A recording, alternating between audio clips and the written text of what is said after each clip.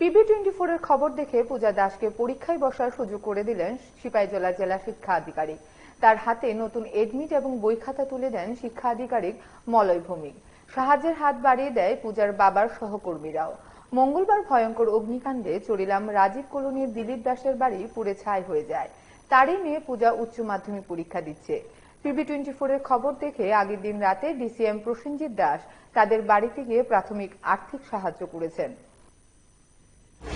আমরা স্কুল থেকে সেটা Sujita madam, vice principal Bharat Ratna Bihari Bajpayee চরিলাম স্কুলের সহকারী প্রধান শিক্ষিকা, উনি এডমিটটা নিয়ে এসছেন। তো পূজার হাতে আমরা তুলে দিচ্ছি এখন। আর সেই সঙ্গে ওর প্রয়োজনীয় কিছু বইপত্র এবং খাতা এবং কলম আমরা দিয়েছি আর কি। আর কিছু ফল পয়সাদিও ওর শরীরটাও যাতে ভালো হয় এবং শরীরটা খারাপ হয়ে গেছে, ওর আশীর্বাদ করছি পরীক্ষা দিয়ে যাতে ভালো হয়।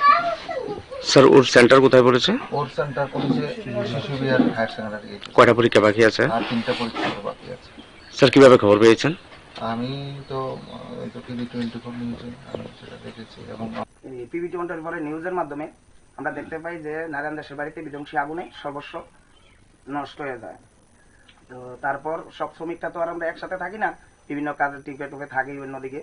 তো তারপর আজকে সকালবেলা আমরা সবাই একসাথে যোগাযোগ করে শ্রমিক সংঘের পক্ষ থেকে তাদের পরিবারে আসি এবং তাদের সাথে কথা বলে তাদের যে নিত্য প্রয়োজনীয় যেটা মানে অল্প কিছু যেন খেয়ে বেঁচে থাকতে পারে তার জন্য কিছু চাল, আলু, ডাল, ডিম, যেটা মানে নিত্য প্রয়োজনীয় যে পণ্য সামগ্রীটা সেটা আজকে তাদের হাতে তুলে দিই এবং আগামী দিনেও তাদের কোনো সুযোগ মানে সুবিধা অসুবিধার জন্য আমরা পাশে থাকার জন্য আহ্বান করি।